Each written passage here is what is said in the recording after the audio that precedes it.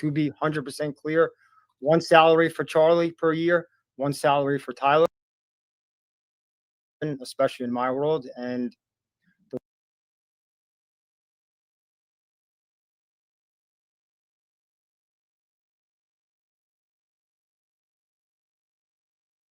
way, at least I've always done this, is you just correct the mistake instantly. And that's that. You own the mistake, correct the mistake, be very clear on what we found, which again, to be 100% clear, one salary for Charlie per year, one salary for Tyler. And that's really it. I own the mistake, and it's that simple. And I guess the last thing I'll address, people were pretty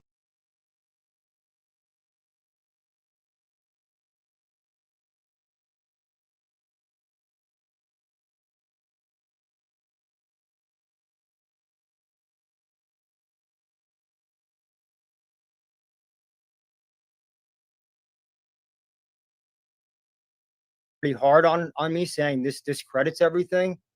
And I think if that's your opinion, that's fine. Like, actually take no issue with that. If you look at a mistake like this and you think now all 35 pages are discredited, then that's your opinion. You know what I mean? Like, I'm not here to sell anything. I'm not making money off this. I'm not getting famous off this. You won't see me on another podcast promoting this.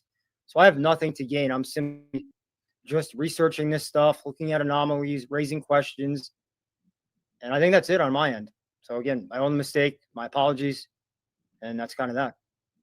Absolutely. Now, the way in which this was brought to our attention, there is a Twitter account by the name of Mel at the Village Crazy Lady. This is a Twitter account that Candace Owens has shouted out multiple times on her podcast. Candace Owens is regularly retweeting this person. Candace Owens really likes this this Twitter account. Well, as you all remember, yesterday I reacted to a YouTube channel, I believe it's called Wolves and Finances. They made an incredible video also talking about TPUSA's financial status and their IRS documents and filings. We reacted to that video.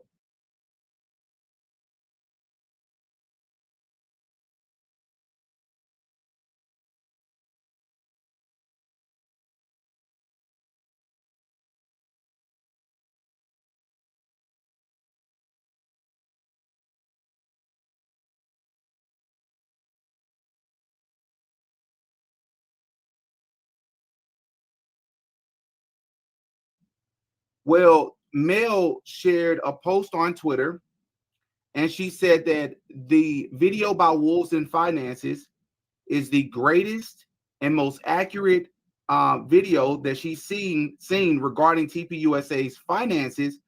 And the reason in which I know that it was shade towards Brian's video, and I'm going to call it Brian's video because it's his work.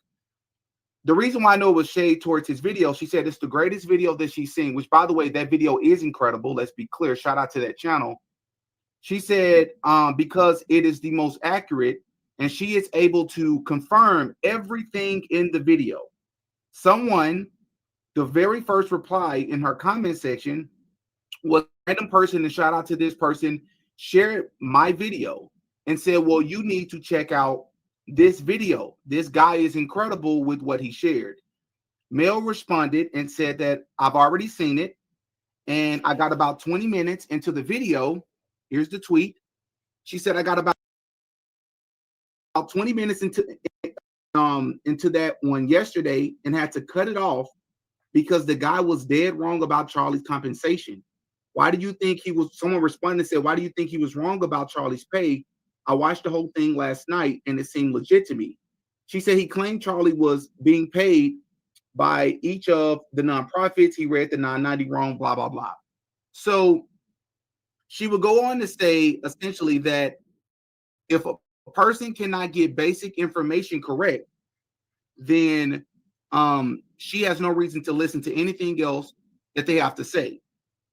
And I felt that was a bit disingenuous and bad faith, because Candace Owens has gotten several things wrong, but people have not stopped listening to her because they believe that she is truly trying to get to the truth. Mistakes are going to be made along the way, as long as it's rooted in good faith. Brian did not share what he shared out of thin air. He explained to you how a mistake like that can be made. He's fixing it and he's addressing it. So I told her, just be consistent. You still share Candace Owens' content. What I believe is going on is that you're upset that we're being critical of Charlie. And Candace Owens just so happened to be close to Charlie. So you don't like that within our video, Brian is throwing out the possibility of Charlie. Hear me. Can you hear me now? Charlie being complicit. Maybe it's not true, but we're open to all options, all possibilities. We're not friends with Charlie Kirk. We weren't friends with him. We're not friends with Erica Kirk. We don't have a dog in the fight. We're really trying to get to the truth. I was saying, when we get done watching this, anybody that's following this Charlie Kirk stuff really should watch Candace Owens' last video that she just put out about those airplanes. Like I said last night, I think it has something to do with an organization overseas contacting these young kids. And just like with the Thomas Kirk stuff, after I heard all that, and then all of a sudden that dude disappeared off the internet after, yeah, it's looking weird, man. So with that, I'm going to say one more thing, and then I'm going to hand it over to Brian, because I know that's who you all would like to hear from. Yes, all of you have already been reaching out to me. Yes, I saw that Candace Owens reacted to Wolves and Finances TPUSA audit video. Many of you have been asking me, why would she not react to your video, Didi? Do you believe that she's seen you and Brian's video? The short answer is absolutely, I believe she's seen it. Why would Candace Owens not react to easily the #1 trending video on all of social media regarding TPUSA's audit? It's not even close. Brian's work is phenomenal. He does not have to say it. I'll say it for him. So why would Candace Owens react to another video that is not even on YouTube anymore, that didn't even do half the views or half the impact? Why would Candace Owens not react to a video that Ian Carroll, a person who has hosted Candace Owens' show, has literally shot it out? He shot it out the video and shot it on my channel. This video has went crazy all over Twitter. It's under Officer Tim, Megyn Kelly, Tucker Carlson, Nick Fuentes, Jimmy Dore, and the list goes on. What's up, Shout out Tex? to y'all, by the way. You all have been sharing Brian's work everywhere. I believe if you're watching, this is no shade to Candace. Yeah, but I'm just being hey, honest. it's going If off. you're Candace Tex. Owens, it's going would you off. share a video and direct people to a video that is talking about Erica Kirk's? We don't care about that. Let's get And on this to the... this comment. That's more the point I'm making, right? Again, I always use the Epstein analogy of Epstein Island. Like, why don't Republicans and Dems tell on each other? Well, because they were both there.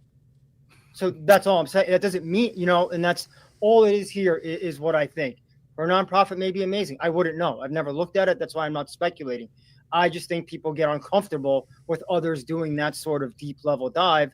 So they limited hangout them. Remember on the last stream we talked about that term? Yep. We just hold them to it. And another thing, on yesterday's video, I thought he did a good job. However, I had no idea where he got that John McGovern stuff from. Because if you remember on our stream, I went so deep to find info on him. And what did I say? I can't find anything. Right. So it just struck me as strange, like, wow, like, I just couldn't believe it, only because I went real deep into that guy, and I admitted it turned up nothing. And then thirdly, on the salaries, I want to make clear that it's like not that big of a deal, only because most nonprofits, the top guy doesn't even get a salary. And that doesn't mean they're good. Bill Gates, for example, he's not paying himself a salary. I'm pretty sure Hillary Clinton doesn't pay her, you know what I mean? But there's so much behind the scenes that's so much worse. We don't go, well, hey, that means it's a good nonprofit now. So that's not to absolve my mistake, but it is to warn people the way this is going to go down.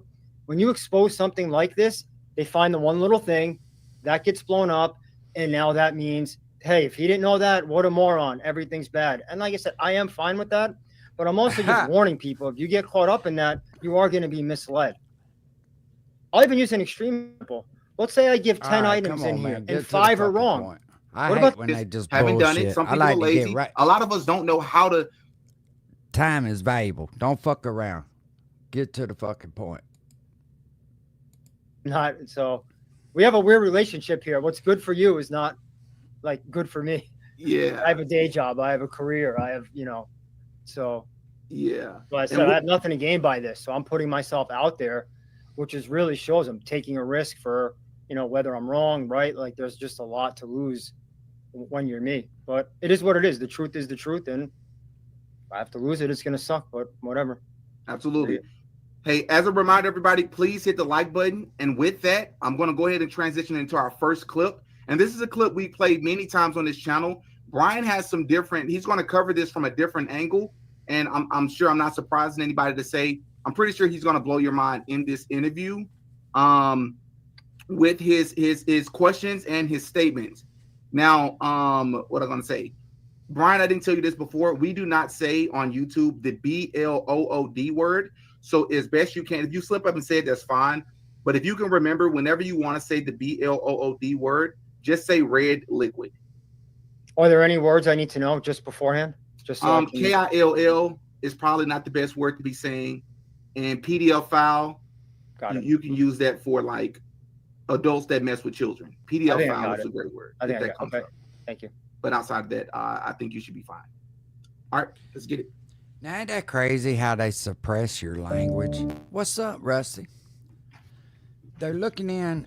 This is going to play. This guy here, the white guy, he had been digging into the Charlie Kirk Turning Point USA funds, and he's seen where there were some shell companies and stuff. It's actually pretty interesting. And then we this is just a follow-up from what we watched last night. They're supposed to have some more like damning evidence, but we'll see. With no audio, everybody, we just need you to take a look at something, and Brian will explain what he wants you to see.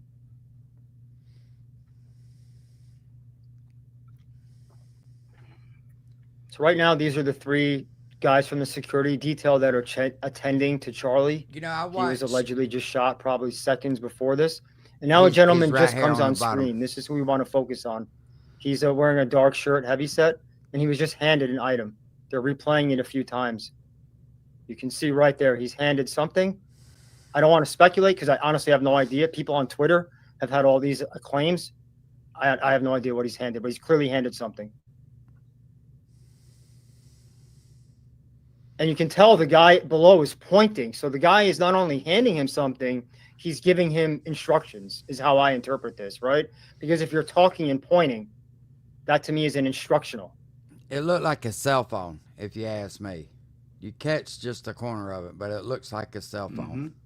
And what's interesting about this, Brian, is that Ian Carroll covered this before, and his opposing position is that he no longer believes that anything was handed to the guy in the black because he never saw anything, and it doesn't appear that he did anything with it.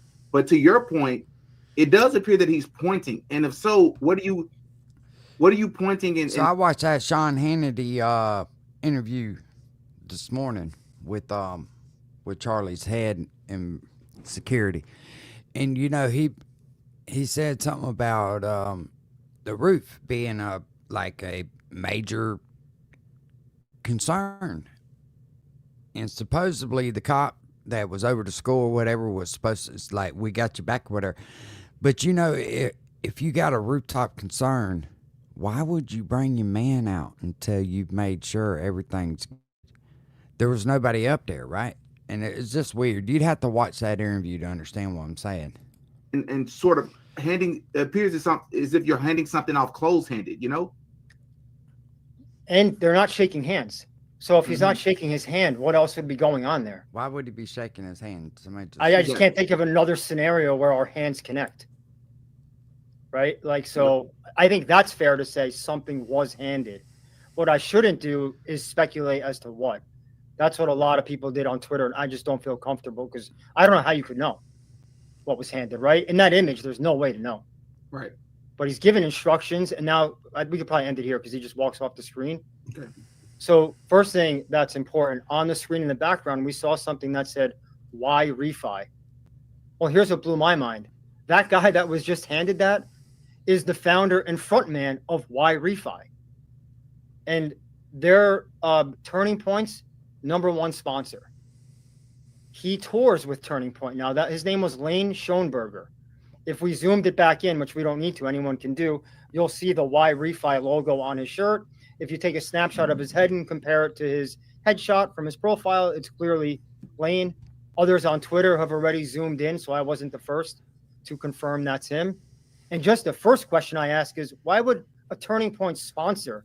The second after Charlie Kirk is SHOT, he Pow jumps. pow. I don't say pow sorry, yeah. pow. The second after he's hit, let's just keep it simple.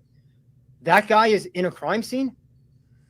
The sponsor, a guy who's the sponsor would be there and being handed something. He's intermingling with security. Just that alone, before we get into any subsequent detail, I feel like just that should raise flags. Like, how does that guy get behind there? How does he get talking to them? What is he, being handed To me, something? that He runs shit's off. not that important. Since then, he's been on a speaking tour with Turning Point.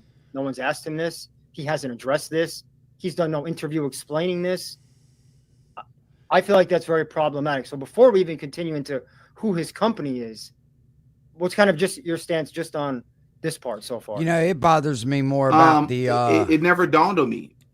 It bothers me more about the damn SD card out the back of that camera like that than any of that shit. That was kind of weird. I mean, you just watch somebody, you know what I'm saying, get taken down, and your first thought's to grab the SD card out the camera. Why not just take the whole camera? That didn't make no sense to me. Every single time I've looked at What's that up, Captain video America? image, that Good to see you. video clip that we just played, I just assumed that everybody back there was a part of the security detail. I didn't figure that any of them were part of any sort of sponsors, and I was always focused on the fact of two things: why are all of them wearing sunglasses? Why do none of them come up with red liquids on their hands? That has been my main focus because, oh yeah, why is none of them speaking to each other? And that's something else too. In the interview, Sean Hannity, he says that he applied pressure to that area and put 36 feet. I mean, how do you count how many feet of gauze you put in somebody? Right? Because if someone was actually hit, if this is an emergency, the way in which we're led to believe it is, why is no one speaking? No one's talking. And then you're seeing people hand stuff off. Aren't you all supposed to, even if you're professionals and you're trained to be prepared in these moments, why is it that you're not? It just don't seem like you're moving with a sense of urgency. It seems like other things are taking place. Definitely. And wouldn't there be the I red think they're on getting maybe off his track hand? right here. Because we just had two hands touch. Right. So if the one hand is tending to Charlie and now it's touching another hand, how is the other hand clean? Yeah, no, I And thought Lane that doesn't too. look. Like, why Remember, wouldn't Lane is you- the guy who runs. I mean, they were stepping around in the crime scene, and I wondered that too, right? Like, would you do that? That's why I was saying about the SD card out of the camera. Why wouldn't you just take the whole camera? Why would you take the camera to the table and spend the time to take the SD card out of it? You could just put the strap around your neck and took off with the camera like it was your camera to start with. I mean, you worked there, right? Nope. He's very matter-of-factly hearing the instructions. He walks off behind the white background, which also has no red on it, which is odd. And then he's off camera. And so, yeah, that really raised red flags for me. And the next thing I wanted to do is understand who is Y Refi. That's just the way my process works. And so if it's okay with you, I think that's where we should go next. Who Okay, is is his there an company? image or a video that you have a lot of things queued up? What would you like for me to show? One of the sponsored videos? Yeah, I actually think ironically, the best explanation is Officer Tatum, because now he's been paid by Y Refi. So he's doing an ad read. Looks like there might be a gun behind his head with the way he's reading this. He seems like he has no idea what he's reading off a cue card. He has no clue what he's saying, but he explains it in the easiest layman's Well, I terms. seen a video with that you can dude. understand. I seen the dude with that Officer Tatum dude. Man, ain't he just selling a character? A lot of these people, that's what it seems like they're doing. They just selling a character. They have lost the foundation of who they are and where they come from. Whew. Yeah, Sooner history, sure enough. What it is. Let me pull that up. And what's interesting, that after Kirk is when they made the deal with Officer Tatum. That video is October. Oh, really? 2025. Yeah. That's the date on the video. I shouldn't say they made the deal with him, but that's the date on the video. Let me be more precise before, Okay. Mel Here- comes after me. Here's the video, everybody.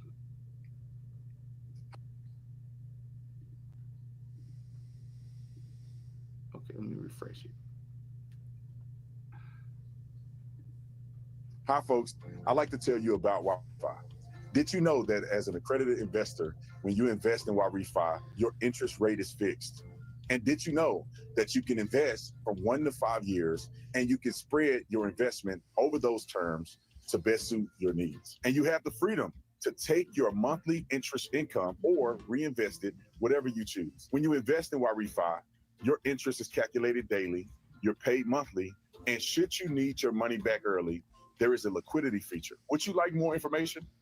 All you have to do is call 877-80-INVEST. That's 877-80-INVEST, or log on to investyrrefi.com. That's investyrrefi.com for complete details. And make sure you review the private placement memorandum and scan this QR code to view the disclosure at your leisure. YRefi, investing in America's future. Do you like the background music? It's like the drug commercials, you know, when they Yes, tell you, right. take this drug, and then we're going to read the 100 side effects that are going to kill you. Right. That's what, so too good to be true. Wouldn't that be your first reaction? Yes. Like, wow, I'm just giving some money to this company I've never heard of, and I get these guaranteed 10% interest rates. He left out a lot. And so that's, unless you have a question, that's what we'll get into. But Well, I was just going to say, for people who are watching that don't fully understand, so YRefi is what in layman terms? what in layman's terms? So it is a innovative student loan refinancing company. And what, to be clear, it targets student borrowers in the private loan area. So if you think about student loans, you can get Wasn't two types Charlie- of loans. You can wasn't- get, I believe it's called FAFSA. Hey, somebody correct me if I'm wrong, but wasn't Charlie against like student loans and all that stuff? Which would be public, like Yep. a government loan, or private through a bank. Mhm. Already what caught my attention, the private is like 7% of loans. So this massive business that's pumping out who I millions meant. of dollars. Hey, that's who I meant to say, Sean Ryan. I don't know why I said Sean Hannity, but yeah, Sean Ryan. Yeah, I watched that this morning. That was kind of weird, man. That was kind of weird. So that dude, he went off in left field to me. I don't know, but we might cue it up and watch it if they don't get serious about something here. I thought they really had something. Dollars is in a tiny, tiny niche market, private student loans. And then it's even more niche. It's only defaulted borrowers. So if you're about to default, meaning you can't pay anymore, then you come to YRefi. So think of the sliver of people that is already on just on the business model surface. Right. Does that make sense so far? Yes. Oh, I Got get it. what it is. So private borrowers I about get to what it default is. only. That's the It's not really the about borrowing clientele. money to people. Then secondary is what Officer Tatum talked about here. Then there's an investor clientele. So if you're not one of these student loan guys that's about to default, you can invest in the company. I believe it's 50,000 or more, and then you start getting those interest rates that Officer Tatum talked about. When you read the fine print, of course, it's not guaranteed, which he left out. So you know if they have a problem, if something goes Yeah, wrong, it's a you're not money guaranteed that rate that's in all these advertisements. scam. Money And laundering. Excuse me. And so just that really makes you skeptical. How could Yeah, why in the fuck would you want to mess with people that's already about to go in default on their school loans? That makes absolutely no sense unless you're wanting to lose money so you can hide shit. this be a business model? Think if your clients are people that have Yeah, defaulted, see, me and that dude. isn't there a high likelihood they're going to default again? Exactly. I just don't understand. Like we're bringing on borrowers who just couldn't pay their loan, and now they're going to pay us a loan. What are the odds of that? I would have to think at least half of them default again. I know it's Right. arbitrary, but if you just think about defaults, you know, and so then how would the investor get their money They're back? not getting their money, dude. If the pool of money is coming from that and you know, from service fees, right, from interest to the loan, and now you're having high defaults, well, how do you pay off the guy that gave you $1 million or that gave Mhm. you 500? Wouldn't it be hard? Right. The math doesn't math. I've done spreadsheets. It is impossible to line up the math. Oh, and then they have a very nice office we could show in Phoenix, which is an expensive area. Millions and millions of dollars they pay in marketing. Officer Tatum, I'm sure, got paid for that. We can show Larry Elder, Charlie Kirk, Newsmax, Fox News. WNBA players. I mean, I can go on, It's actors, a tax like the write-off, highest dude. of the high, they're paying. They're supposed do to these lose money. ads. They're set up. And to now lose the money. math really starts to compound, right? In terms of expenses. They have employees who get benefits. I looked at their job postings, 95,000 for like a mid-level job with full benefits and everything. How would they be able to support that? Yeah, it says here, how do you pronounce it again? Well, they pronounce it Y refi. I'm guessing because refinance is where they get the Y refinance. refi has or will pay Larry Elder, who I'm pretty sure this is the guy that just bought TikTok. Oh, that's Larry Ellison. Okay, So so Larry Elder is someone of else. Oracle. So Larry Elder is a black guy, probably if I had to guess, in his 60s, Republican. He ran against Newsom a few years ago and became very famous from that when they were trying to oust Larry Gavin Elder. Newsom. Yeah, I know who that is. Yeah. Okay, he's big on radio shows. Like he's a pretty big personality, I would say. okay, so We'll he's watch being paid in that cash, show right in $100,000 instead. talent fee We'll monthly put this shit for on marketing hold until services, they get including into something worth talking about.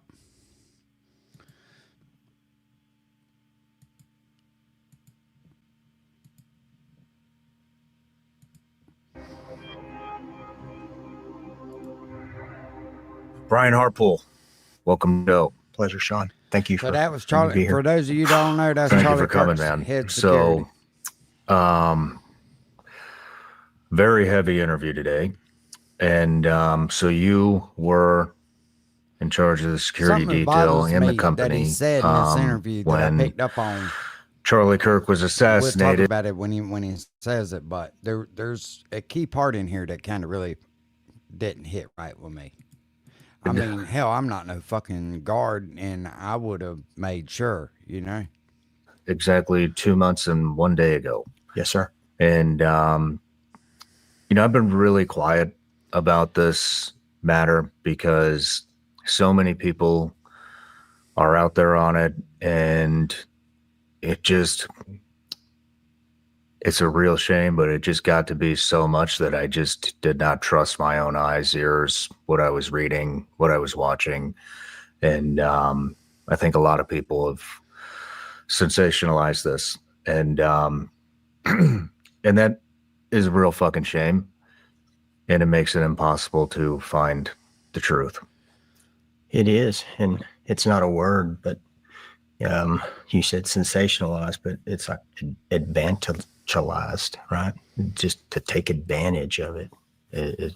It's almost like sickening, and it has been. And really, that's kind of what drove me to come here.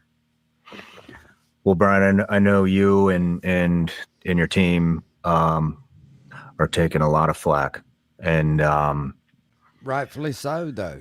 and Rightfully so. I commend you for the courage to come out and talk today on the show, and I just want you to know, I mean, I'm not a combative interviewer. I do have some tough questions that will be at the end, the questions that I've seen all throughout the internet, questions that people have, questions that I have. Some of them may seem a little absurd, but I think it's important to, just address all the major ones, at least all the ones that are on my radar. And so I just, once again, want to thank you for coming. Nothing's out of bounds except for something that may be covered in the NDA that I did for a specific incident for them. And so if that's true, I would just say that, but literally, that's the big thing is that I'm sitting here, but the team is here, and that's the big deal. And they're representing them. I want to, and I also just want to say, fuck? one, rest in peace to Charlie Kirk, and God Absolutely. bless his family. And number two, Oh, he knows he fucked up, Carl. I've He lost knows he friends, fucked up. and I'm familiar with those type of scenarios. Which, I mean, he can't go back and change it, right? And there ain't no sense of beating a dude over the head about it. And Because trust me, this shit's going to fuck with him the rest of his life. But there's just something he says, and it makes me go, what the fuck? What? I just want to say that I'm really sorry for what you and your guys are going through with losing your friend, Montauk, what's and up, man? and also with everything that's coming along with that. So, Yes, sir. but everybody starts off with an introduction here. Brian Harpole, a highly decorated law enforcement veteran who served as a police officer in Texas for 14 years. In 2008, you entered the private security world as operations manager for an elite Texas-based security firm where you specialized in executive and personal protection. Now you are a global private security contractor and trainer running your own company, Integrity Security Solutions, across I honestly don't see this dude working anymore. 5 continents. A graduate of Columbia College, you earned a Master Peace Officer license from the state of Texas, along with graduating from the International let's Law speed Enforcement past School this of part. Police Supervision in Southern Methodist University's Cape Intelligence Program. Most importantly, you were on the stage with Charlie Kirk as the head of his contracted security detail on September 10th when he was assassinated. It's been 2 months since this tragedy, and there are a lot of unanswered questions, and people are starving for some answers. I know a lot of people are going to be very interested in what you have to say today, but I just kind of want to give it to you right now and give you the opportunity on why you've decided to come out. You hit it. It's there's so much out there, and there's so much out there that's not true. And I was talking to your staff earlier. I'm older, right? And I have guys on my team that are It our is team center history. that There's a are couple younger. things that he And said if the that I truth was doesn't like, get what out the there, it fuck? could hurt their 20 more years of work, and that's not fair. Yeah. And these are stellar individuals. Yeah. These guys are stellar. Bro, fuck their work. Okay? Man is dead. Fuck their job. And we've They worked got with the opportunity to go just get about every another job. agency and police Charlie department does across not. the nation, and in the larger government, FBI, Secret Service. And I've got guys will come up to me and say, where did you get your guys? Where did you get these people? And the only response I've ever been able to make sense is I just tell them, and I prayed them in, and they came in, and our selection process is unique, unparalleled. We'll get into that. Yeah. And I so like that cross on your jacket. I thought it would it'd be good to start this episode with a prayer. absolutely. You okay with that? Yeah, British Bulldog. That's what we all should do. All right. Complaining It's gonna about be not being super able to simple get here. a job. That just drives Jesus, me I just want to thank you for having Brian here today, and we have just a couple of goals today with this interview, and that we ask that you be here with us in this interview, and we just want to bring some answers to unanswered questions here today and avenge Brian's team of these accusations and conspiracies. And we basically just want to clear the air and get rid of the confusion. And we hope this helps. And we also just want to pray for Charlie and his family. And we hope that this rise in political violence comes to an end real fast. Amen. Amen. man. Thank you. My pleasure. I believe in that. Power of prayer is unbelievable. Me too. I've received prayers from people from all over the world and text, and I would tell them they're heard and felt, and they are. Well, good, man. Yeah. Well, we got a couple of things to get through. Let's do it. Man, this seems like I don't even want to give this to you, but everybody gets one, so I got to do it. What's that? But Oh no. everybody gets a bag of Absolutely. gummy bears. I was looking forward to it for a couple reasons. One, my fiance loves this type of candy, and so I'll definitely share it with her. Right. And Right on. they're known for that, and so I appreciate it. Thank you very much. THCA You're candy, welcome. is that what that was? And I have a Patreon account. It's a subscription account. They've been with me since the very beginning when I started this in the attic of my house. And it's turned into one hell of a community. And so one thing I do is I just offer them the opportunity to ask every guest a question. And so this is from Amber. What is your favorite memory with Charlie? It's odd. It was recently, and believe it or not, and it kind of made me feel like I was just hanging out with him instead of working. And we were in Japan, and we had finished. I mean, it was like a back-breaking tour of South Korea. Went to the DMZ, and then did a lot of stuff around there. And then we went to Japan, Tokyo. He did some speeches, and a couple of us had went to a dinner afterwards. And Charlie just loved Japan, and he was like, "Man, something." We had a bet, and we were playing a game that if we could find somebody in Japan taller than him. Yeah, and so we were all like, we're already like on guard, looking, scanning, but then you got this secondary thing behind you, like that, are you going to find some guy that's as tall as this guy, which is absolutely hard to do. And then afterwards we went to dinner, and he was just eating sushi, and we were laughing and having a good time, and it was a safe environment. So, the access was controlled, and it was just these goofy things, like you were sitting around a table in high school with a bunch of guys that you were cutting it up with. And I just remember he was like, he really loved the sushi, and he was like, "Brian, you gonna eat that?" And I was like, "No." And he just starts eating it off my plate, and I'm like, "This is yeah." And it's just like, man, this is. It was cool. He had never been to Japan before, and he got to see some of the really cool stuff there. And then he was just on a high about it. And so he was not Charlie Kirk. He was just a guy. And so it was a very cool experience. That's cool, man. It was. That's cool. Yeah. Well, Brian, like I said in the interview, I want to really clear the air with a lot of things, and it's going to be some uncomfortable questions. But I've thought a lot about how I would do this interview, and I think it is probably most similar to the Blackwater one that I've done.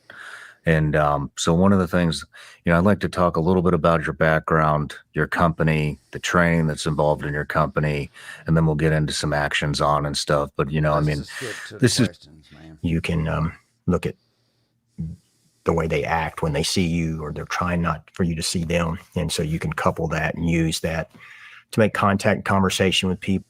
And starting with my dad all the way up to operators, basically. And the guy gave us a tour, and we went into this room that was about 50 feet long, but only probably 10 feet wide. And you can tell like it was just bed. And these guys were, I guess that's where you go in and shop. I don't know, but nobody was in there. There weren't any children in there at the time. And then we went back downstairs, and we're in the lobby and kind of talking to the guy behind the desk. And you can tell he's like the I guess the front for it. And I saw a guy look through the window from outside, and with his head, he counted us like that. And then he picked up the phone and he said that into the phone, and I told him, "Hey man, we just got made." Shit. And so we ended up going out of Juarez at a secondary exfil location, and we ended up having to go out in New Mexico instead of Texas. And so just got some great footage. But then we did other ones where I went to Piedras Negras and wore a camera and showed how people would come back across, and I won't say be harassed, but be screened. You have to pay a fee to leave Mexico, and then you get checked when you come to the facility. And we train, if you're in town not working at guys, because they didn't keep the hours. And that means excitement We and a wanna little hear the fucking stress question. between gifts, travel, and Rest of higher that bullshit, prices. nobody don't It's give a easy to fuck feel overwhelmed, especially if you're already relying on credit cards to cover the basics. If that debt is piling, if they're doing it and they're not, they wouldn't have time for us not to notice. And then What's up, the heart of these Infowars? men that they're going to pour this out. It's like, yeah, we all, you took He an just oath. I've looking taken for an some oath. attention. Most of my guys have taken an oath, and it's different in the security industry. You know, you're not taking an oath for your client, but you are taking Infowars, he just mad because I know it was his type that did this shit. That's all that is. He feels personally offended. an oath to each other. Mm-hmm.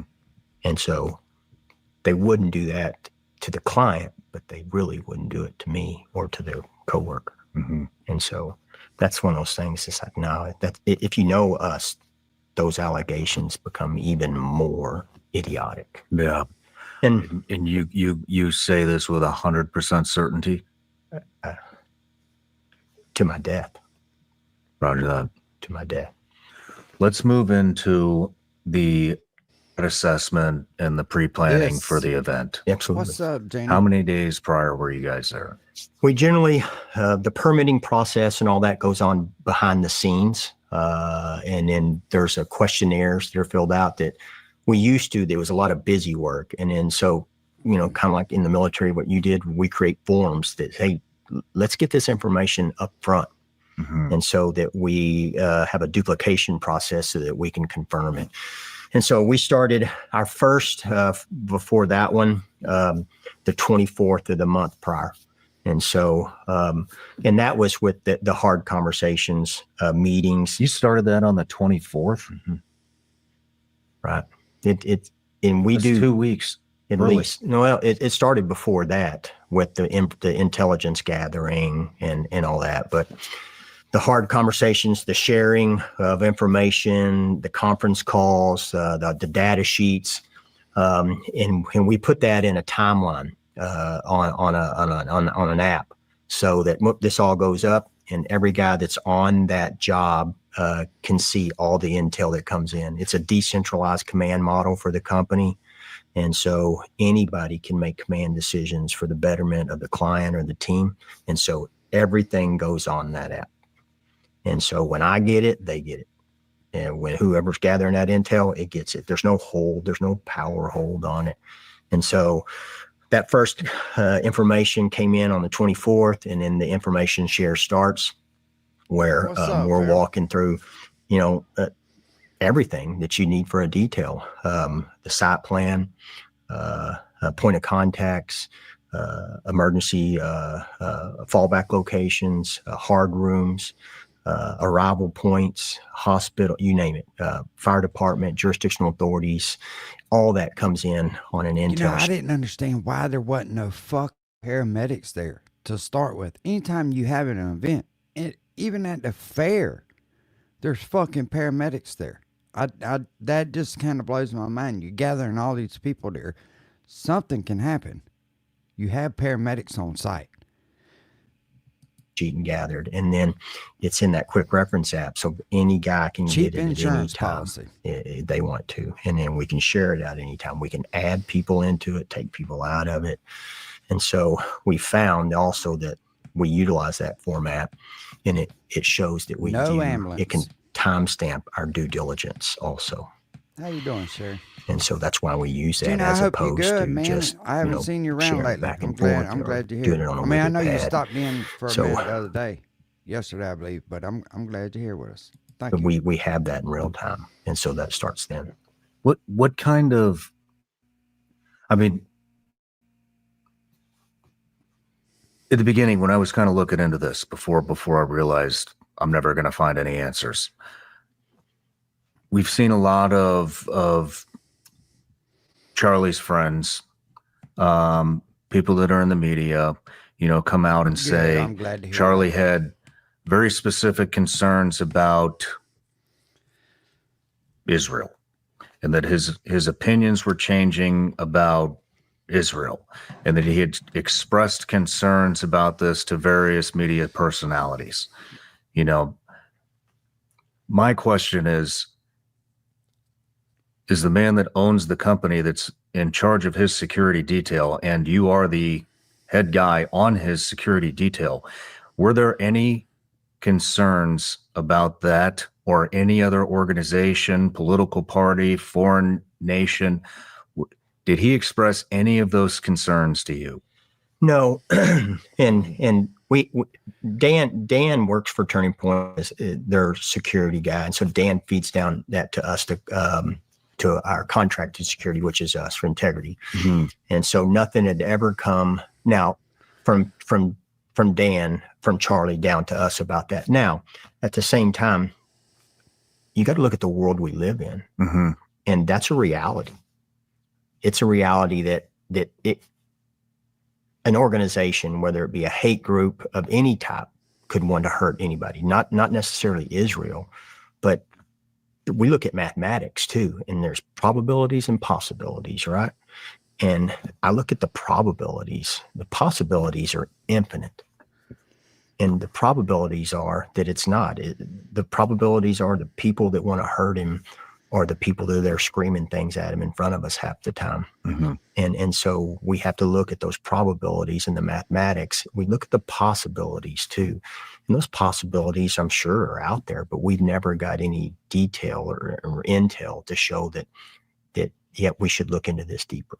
I mean, it is very interesting that if he was that concerned about foreign nations or opposite political affiliations, I mean, if he was that concerned, I don't know why that wouldn't have been disseminated down to the security detail. I mean, I have a security detail, and if I feel that there is a threat, even if it's just a feeling, that's the first people that I tell is my security detail. We looked at, we look at all that, and you can go back and look at his speeches, and Charlie was an absolute supporter of Israel, and then he would say, and they would ask him why. And then so, we're in those things and we're listening, but at the same time you're looking, but you hear these things and you hear them over. And I can remember him saying, he was a supporter of it because one, a nation should be able to defend itself after they've been attacked. Two, Charlie was a devout Christian to the point that he gave his life for it.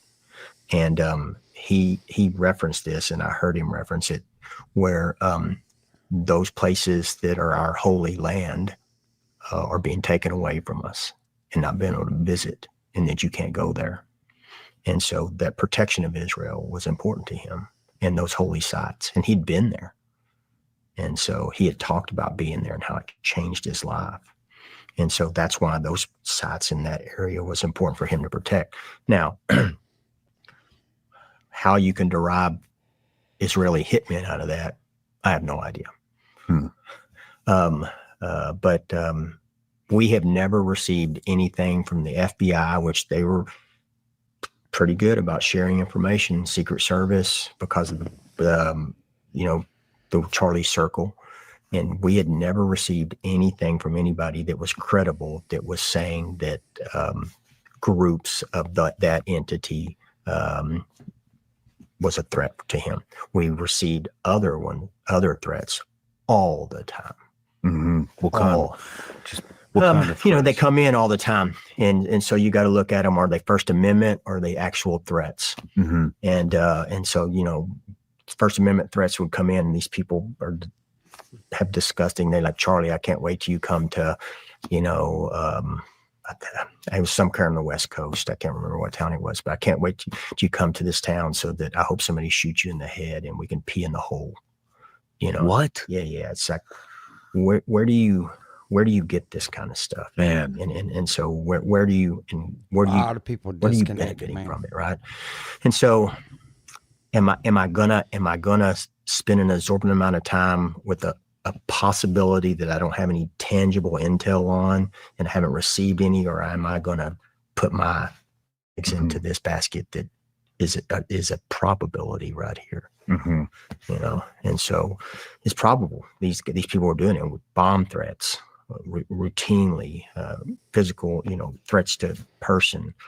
And so you got to look at all these things and work those angles. And, Dan did that meticulously, and he shared that information with us. And so if that came in, we got it, and we never got anything that no Mossad or nothing. That was never, not once. Did anybody, I've interviewed a lot of war fighters. I'm a war fighter. A lot of times somebody on the team will have some type of a feeling or a premonition or, hey, we shouldn't be here right now, or something's about to happen. I don't have a good feeling about this. Did anybody you're on your team or Charlie, anybody express any concerns about that day? On that day, for us personally, when you walk in and we talk about workup, right? So we start the back workup, and then we're a little different also as far as our guys don't just get to show up. The team goes out and we physically build all of our prevention model.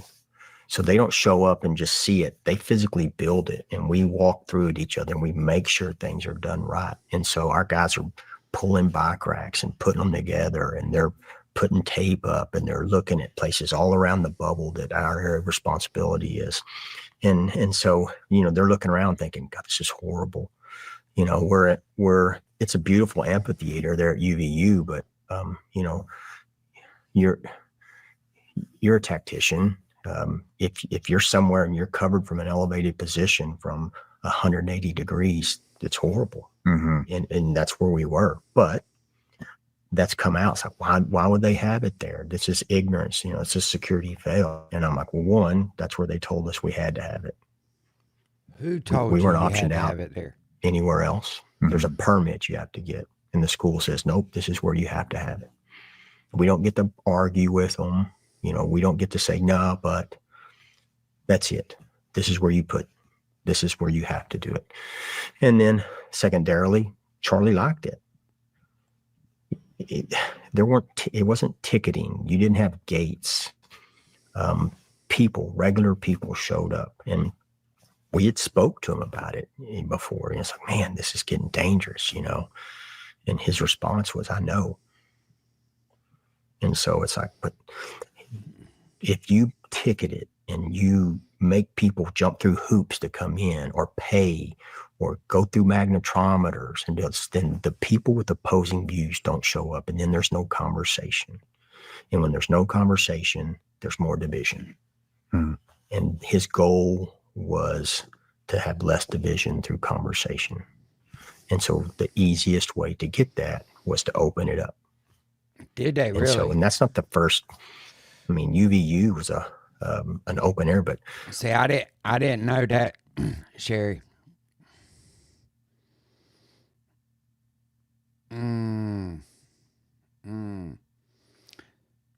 We did San Francisco, where we had a street takeover and people trying to climb over fences, and Why wouldn't you primary have it and secondary inside? exfil got compromised, and so it was bad. Wow. See, that's crazy if that's true. Is there somewhere where I can find that information? Because if that is crazy. So we've had. You would want it inside in a controlled environment. You'd want to be able to it would take 90% of the risk out of it. New Mexico, where we had no law enforcement assistance, and that went not last year before, and we ended up physically just fighting our way out of there. And so it's like, we get it, the risk, but his response and his mentality was that this is worth it. We're making gains here. In your coordination with UVU, I mean, did they offer any assistance, anything at all? Yeah. Did you ask them of anything? Absolutely. So This we is the come part in I think that and we bothers start me. looking at things immediately, like, man, where are our risks? It's a risk assessment when we come in. That's why we get there. That's why we start doing the advance so early. We walk it, we build it ourselves. And so initially I spent thousands of dollars on drones last year and got the guy's license. But if the area lies in the Provo, Utah airspace, I can't fly it. That's a 107B. We can't break the rules. Right. And then you had secondary restrictions, probably due to heavy foot traffic for the school, but I can't go in and break the rules. There's laws for a reason. And so now the school could have flown drones, the PD, but they didn't have them. Right. But Orem PD, has a drone unit active and professional. And that police department, I will tell you right now, is awesome. They get it. They were there. They helped both on the soft side and the hard side. And so I started asking questions like, you guys have a drone unit? Yeah. Good. Do you have an MOU or a mutual aid agreement with the school? And they're like, yeah. I said, did they call you and ask for assistance? No. I'm like, why wouldn't you call? And then, so, that's one. So just, I can't go in and break the law. I can't make my guys break the law. I can't go in and do something that would jeopardize their Do you career. have any idea why they would say no? I mean, was this malicious? Was this being malicious I don't towards know Charlie? if no's the right one. I would say, did you ask? Did you ask this awesome PD that would probably help you in a heartbeat, that you have an MOU with? Did you even ask them? And the answer was, from them, we didn't get asked. We didn't get asked. And then so table the drones, which would have been awesome. Absolutely. I believe in them, but I can't break the law to do it. We're out there not only protecting them physically, but I have to protect the reputation of the client also. And that's a whole separate thing of protection. So the drones. Because it made him look bad.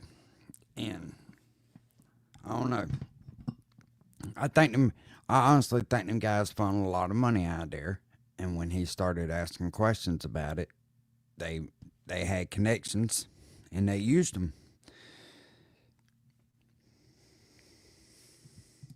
Would have been awesome, but I can't break the law. They could have used them. They chose not to. And you got Overwatch, yeah, snipers on roofs. I got guys that are qualified. That's their career. But this is not a State Department job. I don't have an ITAR, and this isn't Iraq. This is Utah. I can't go in and set up, observation points with snipers. That's against the law. I can't break federal and state law to do what we need to accomplish. So that's their job. Our job is the close protection bubble. And there's a saying on this, and there's areas of responsibility, and we cut up the areas of responsibility in this pre-meet, or when we start doing the advance. All right, we've got this, you've got this, and so they have that Overwatch capability, and they have an MOU for SWAT for that through Orem, not utilized. Don't know why. That's a question for them to ask. Yeah, why didn't Joe, you call? I was watching it. Well, why didn't you ask for assistance, especially when this crowd grew and grew and grew? I mean, good police tactics. If you're out and you have 6 guys that show up, and all of a sudden this thing goes from 1,500 to 2,000 to 3,000 people, you go, hey, we need some help. Follow your pride or whatever it is. We need some help. I took 12 guys there. I had double the amount of people there that the PD had. And we're only responsible for the first 30 meters in movement in and advance in and receiving and out. And we had 12 guys. They gave me 6 for the rest of the campus. Jeez. He sounds like he's trying to shift the blame. That's not the question for me to say, why didn't they? That's the question for them. And so there was that one. The site, man, it wasn't up to us. 2 drones. I can't break the law to do something I want to do. Otherwise, I'd have showed up with an APC. Well, with the drones, I mean, you were in coordination with local police department, correct? No, that the UVU has jurisdictional authority. It's their campus. Orem is the outside city. They weren't there because they hadn't asked. They hadn't been asked to come by, and we can't ask them to come. I can't call Orem PD and say, hey, man, send me 10 guys. I can't do that. I don't have the authority to do that or the budget. But the city, I mean, the school PD. You got $100 million a year company. Don't tell me you ain't got the fucking budget. He has an MOU or mutual aid agreement with them. Why not just call them and say, hey, could you guys send us 10 guys over here for Overwatch, all that? And I say that only because We had Yeah, right, previously sir. talked about areas of responsibility, Mm-hmm. and then the areas of responsibility, and I had and our guys all have not only an area of responsibility, but there's a job in a job. So you have your area and you have a job for that area, but then you also know the guy's area and job next to you in case he goes down or something, you have to backfill him. And then we have the bubble around the protectee. And mathematically, 2,000 people are in front of you. Where's mathematically the threat coming from? The front. Right. And so we're looking for walk-ups, people walk up, setting down a package, walking away, displaying a firearm, everything from throwing balloons full of piss to muriatic acid. We've had all kind of stuff thrown on us over the years.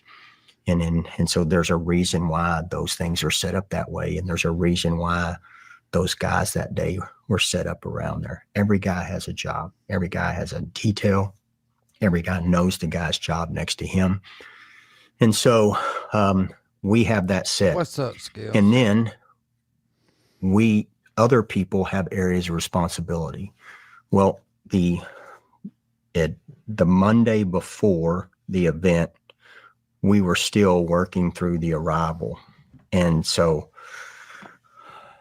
we have concerns with rooftops. This is the part. Mm-hmm. We got a location that we're not keen with.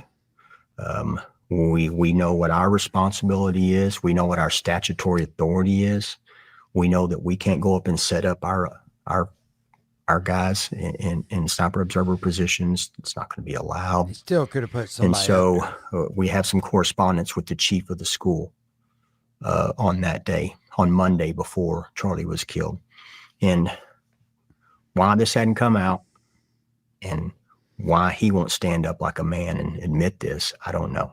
But he's watching a bunch of men lose their careers, and he's okay with it. On Monday before. See, that shit bothers me right there. Really. He's more worried about these guys losing their fucking careers than the fact that the man died. Not saying that the shit don't bother him, but man, damn a fucking career. Your man lost his fucking life, dude. Y'all fucked up. Or this correspondence went to Chief Long. And right here, Hello, he Chief tries Long. to blame him. We received this message today from the student group. There is a student roof access pretty close to where CK will be set up at the Utah Valley. The Sorensen Center has a couple of staircases that go up to walkways on the roofs. He comes back, and for edification, the Sorensen Center was the building in front of the Lucy Center. And so he comes back and he says, you want access to the roof. And came back and said, I was told students have access above us. If this is true, it would be nice to either have it controlled access or allow one of my guys to be there as well, if possible. He comes back and his last correspondence was, I got you covered. Yeah, but I got you covered could mean a bunch of shit. It could mean, hey, yeah, I can get you up there. Yeah, I'll put somebody up there, but you fucking verify it. You walked a man in there without doing your fucking job. There's no way, man. There's no fucking way. He's trying to shift the fucking blame. What else am I to do? When a command level. Make sure there's some fucking body in place. If that was your concern, and you didn't make sure before you brought Charlie out there that there was somebody up there, it falls on your fucking shoulders. You are in charge. You are the fucking head security guy. It is your goddamn job. You're passing the buck on somebody else. That is poor fucking leadership. Plain and simple. Level. I mean, I know it's easy to sit back right after department. something happens. It's easy to sit back and ridicule somebody and point the finger and say, well, you should have did this, you should have did that. But honestly, before Charlie was ever brought out the fucking car, they should have had everybody in fucking position. That should have been their number one fucking priority. before they ever even pulled on campus. These motherfuckers should have had somebody there making sure, man. I mean, hindsight's 2020, but Jesus Christ. It says, I've got this area. No, that is not what he said. Jeez. That is not what he said. He said, I got you covered. That could have meant any fucking thing. That could have meant, yeah, I'll let you up there. Have you been in who was that? That was the chief of police for the UVU police department. We've called him. He's never called us back. Holy shit. Yeah, because you're trying to put the fucking blame on Does he him. have a name? Chief Long. Chief Long. And I didn't know if it said deputy in that or not, because in the correspond or in his stuff on the website, it Yeah, says I get deputy. that Chief they Long, and we just wanted called him there Chief. sooner. I get that, but like this dude, he didn't do his job as the head security person. When you are the one being paid to protect somebody, you have to cover all your fucking bases. You can't just put it off on somebody else and hope that they do it. It's fucking crazy, man. Long. So it's like, Because at the end, Yeah, at the end of the day, I could- at the end of the day, if somebody screws up, it comes back on you. And this dude is trying to shift the blame. That's what they're doing now. They're playing the blame game. guys that are 10 times more qualified than what he could have produced for us, probably. They So wouldn't have done it literally in a all heartbeat. they had to do is post anybody at that stairwell Stairwell or road, Yeah. put a drone up or or let us. let you do your job. Or let us. You know, our team is built. Would it be okay if we put that Sure. screenshot of that text up Absolutely. for everybody to see? Absolutely. So they know Yeah, it's he wants him to put it up. I can't watch that shit no more, man. That shit pissed me off. Because a court wouldn't favor. You can invest in the company. I believe it's Elder, and now they had to put Turning Point. This used to say Charlie Kirk, but because he's no longer with us, they changed that and they put Turning Point. So Charlie Kirk was getting $12,500 a month from Y Refi, plus equity in the company. So Turning Point USA or Charlie Kirk previously was receiving $12,500 from a company that is assisting individual students who took out private student loans, but specifically the ones that are on the verge of defaulting. Yeah, and then Y Refi allegedly gets them a better rate. You know what I mean? So Y Okay, I Refi see. would So- call the bank, they would negotiate with the bank and say, hey, you have 100K left, let's do 60K.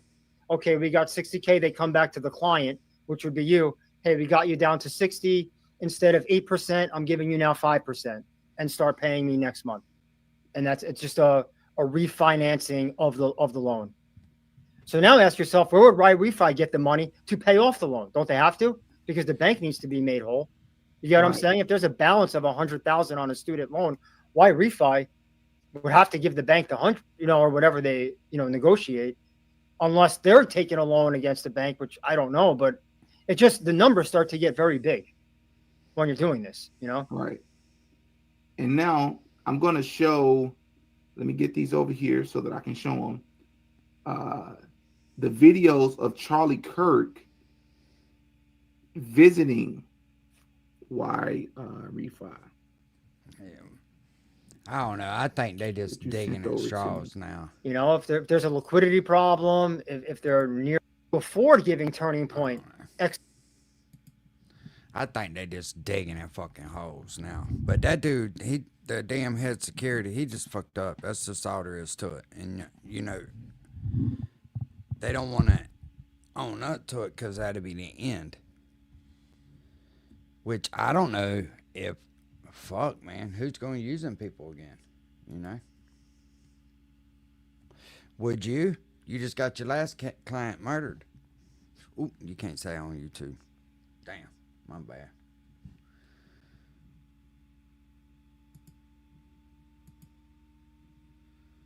Which I mean, fuck, who cares? Yeah, that shit's crazy. They dropped the fucking ball on that.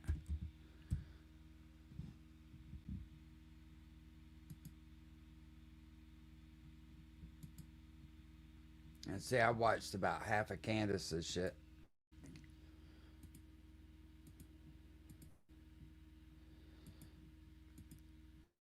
We'll watch the important part of this shit here. And it landed into Provo. Who did not tell me who that threat was from? I assumed the feds told you, but I asked you the question, why wouldn't the feds call me directly if there was a threat against my life? No such call has come in. How is that possible? How could someone have told you that there was a credible threat? Yeah, unalived, yeah. And that me and Tucker Carlson should lay low. And yet me and Tucker have since not been notified by any federal agency about those credible threats. Who do those threats come from? Because I got to tell you, there are a lot of people making videos about me and Tucker Carlson, and none of them are Egyptians, okay? In fact, it's the Israelis. It is Israel that seems deeply upset with me and Tucker Carlson. They are not letting it go. They are making threats on every stage, okay? People that are tied to Israel are making threats against me and Tucker Carlson, demanding that we be canceled. So who specifically told you in the hospital room that there was a credible threat against my life? I'm going to need that information, okay? I want to know that now because the stakes seem pretty high.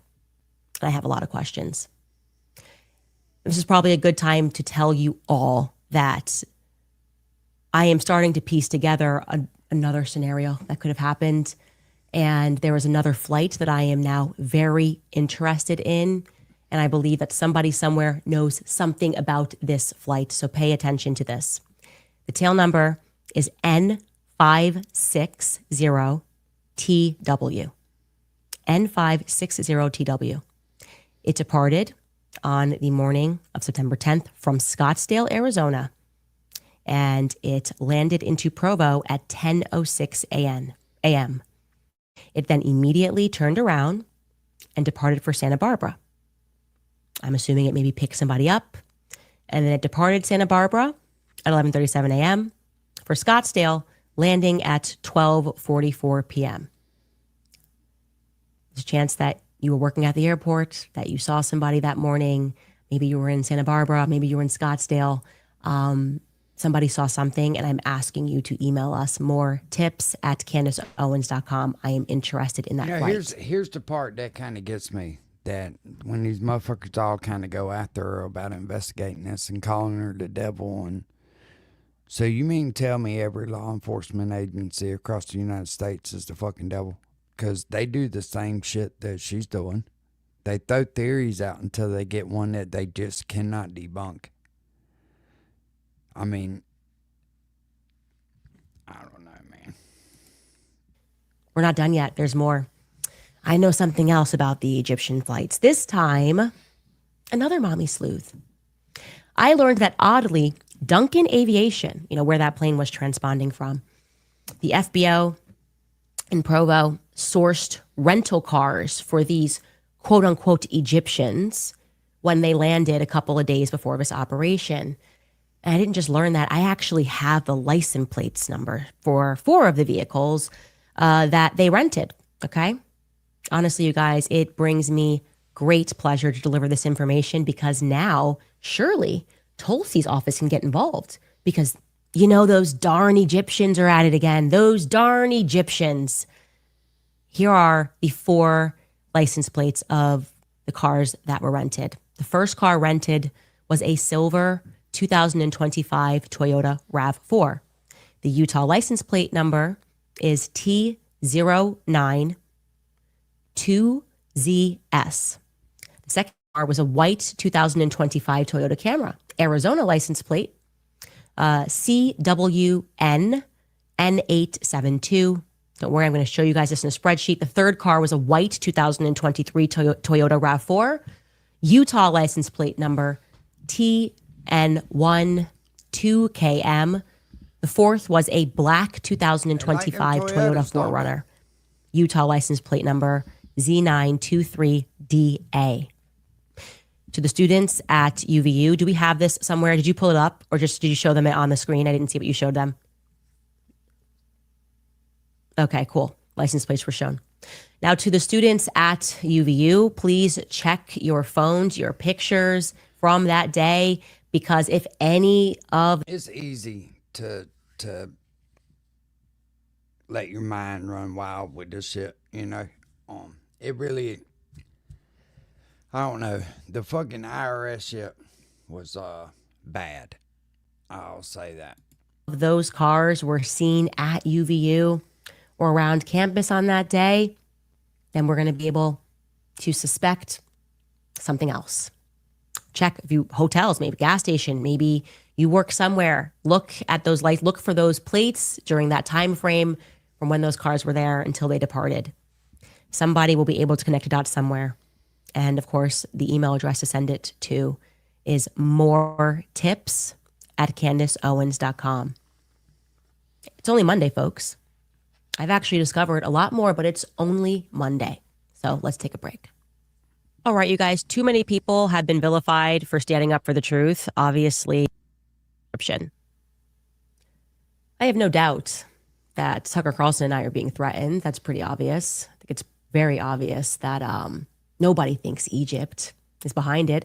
You know, the last time that narrative ran was probably the U.S. Liberty. That was the plan, right? To make us think Egypt had attacked us, but it wasn't actually Egypt that attacked that ship. It was Israel. Israel attacked that ship. Israel. Aye. Ain't it funny as she's saying that? Ain't that what Unc said when I first started looking into this shit? Is growing increasingly alarming in terms of legislation that they're trying to get passed, trying to censor our speech, trying to take over social media campaigns. Bibi Netanyahu's name checking me and Tucker Carlson, and all of their sycophants are on stage calling us out. So I'm going to connect that dot there. And like I said, there's more I know about those planes. But your move, Turning Point USA, because that's... Because, I'll tell you why. Because they know for a fact that people were, for lack of a better word, stealing money. I mean, they showed that through the IRS shit. It's the last time you're going to have me gaslit about something and sit by idly and pretend you know nothing. It's interesting too, because in a typical scenario, when somebody's murdered in broad daylight and they have like, $100 million organization behind them, it's common sense that you should check the people that work at that organization. Like that's like the first people that you should begin to investigate. So we reject your naval intelligence psychological operation where you tell us that that's a weird thing to do. Okay. It's always somebody close to you. If there's a financial motive, yeah. And I would say an organization of that size that misses their deadline, their tax deadline for the first time, that's a little weird. Yes, they did. A YouTube channel known as Wolves and Finance did a report on this, which I'm going to show. Now, this wasn't the people that I was working with, and there is somebody else that I told you that I'm going to have on my show that has been looking into this for a while. But this was extremely well done and at least brought forth some big questions that I think are on a lot of people's minds. How does an organization that size just miss they filed for an extension and then miss the extension deadline to file? Let's take a listen to a part of what they had to say.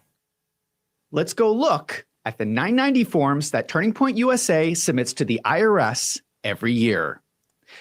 These contain their annual financial statements.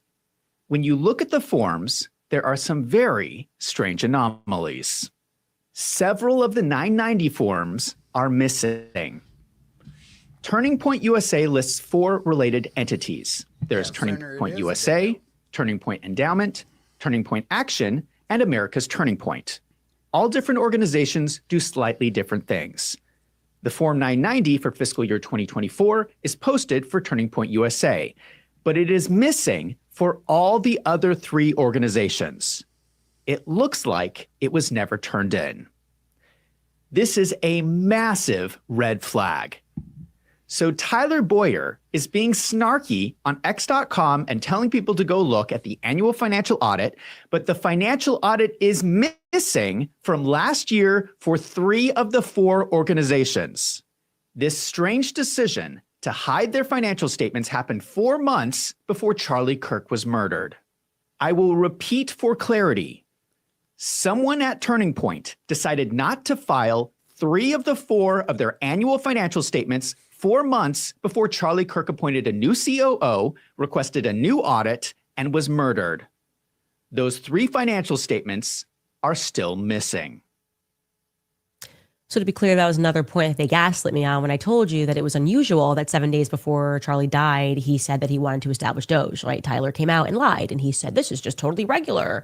And Alex Clark said, oh, every year since I've been here, this is what we do. And the guy starts this video by being like, you have an idiot to accept that as an answer. Of course, doing an audit has nothing to do with internally establishing a Doge, right?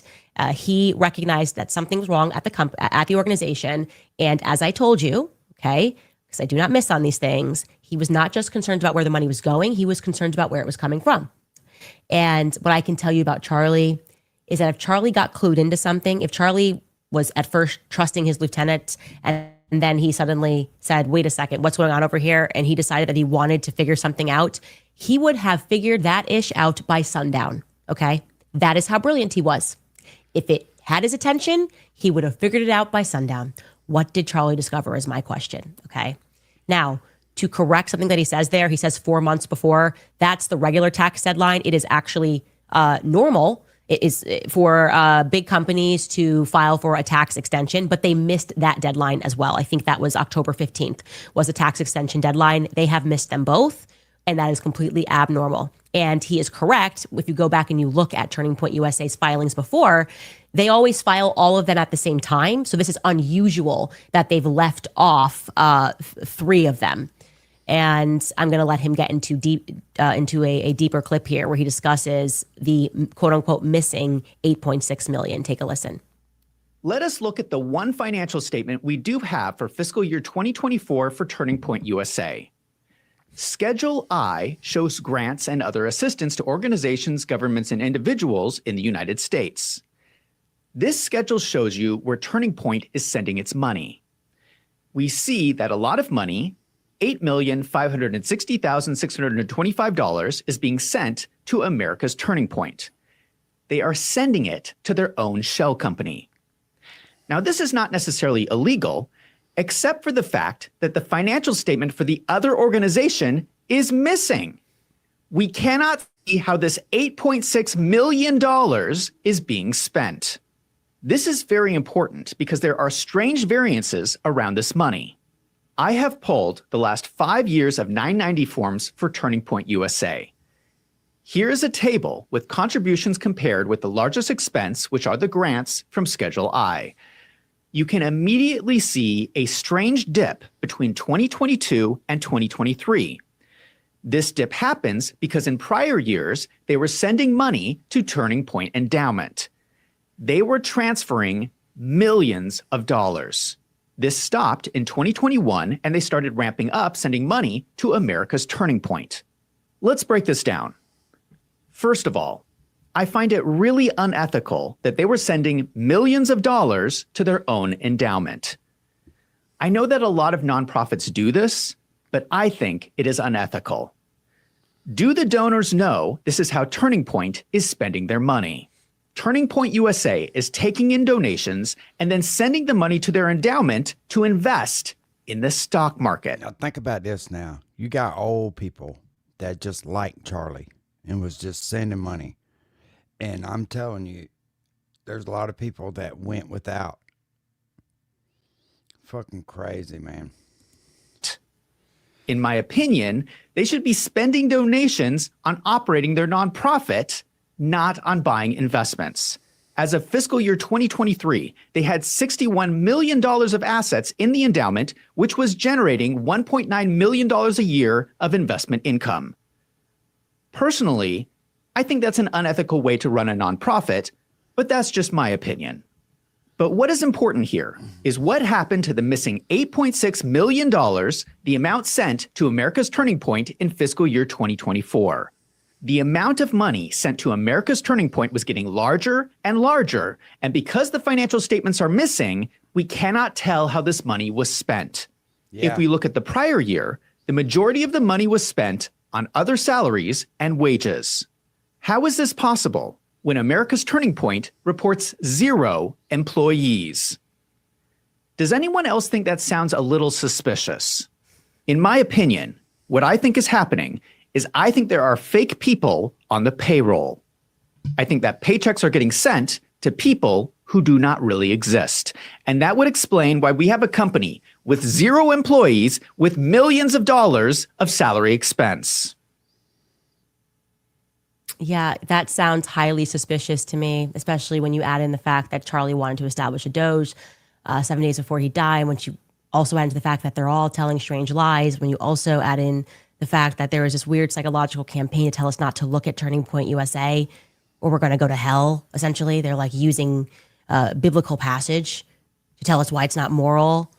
Do they think we are this soft and persuadable? Like, do we look like the kinds of people that are just going to watch an assassination in broad daylight and just let it go because some influencers insist that we do? All right, No. I had enough of that. Sorry. Dang, but I've been listening to this shit all day. I done about draw my conclusion, and I hope I ain't right. Something tells me that I am. Them motherfuckers got somebody from a foreign country to contact that boy, just like they did with that fucking Crooks kid, and they pulled that shit off. And they thought it was going to fly. But nowadays, there's just too much technology. There's too many nosy people. There's too many people that dig and shit. And I hope they catch them. I really do. I hope they catch them.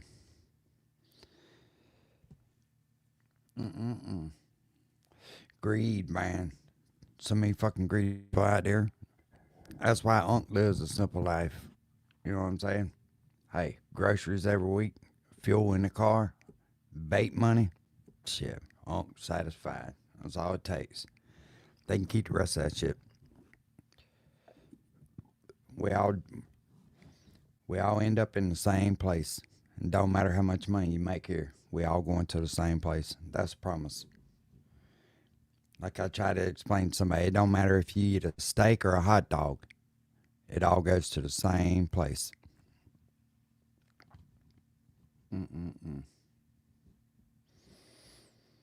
Why are people so fucking greedy? It seems like that's their number one priority, you know?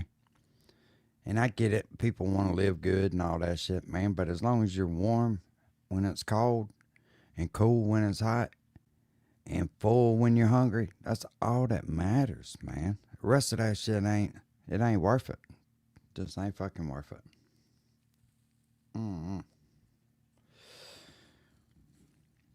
Keep it simple, stupid. That's what I've been taught my whole life. You see Unc out there in the river.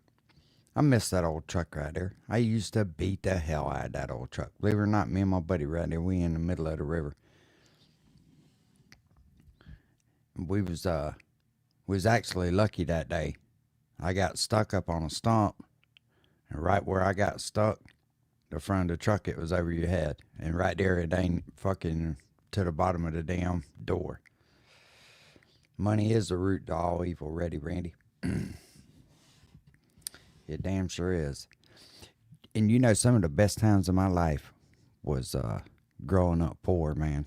Just the things that we used to do, you know, because we didn't have a lot of money.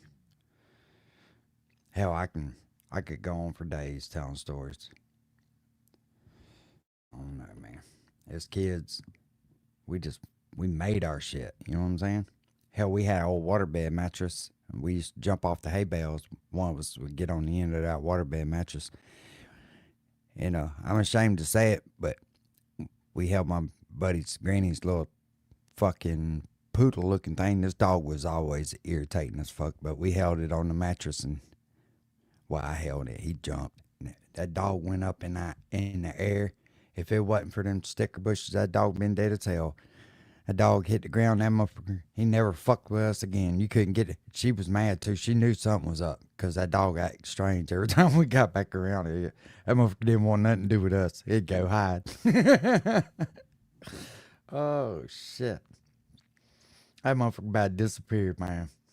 I watched it go up higher and higher and higher. I was like, oh, fuck, this bitch is dead.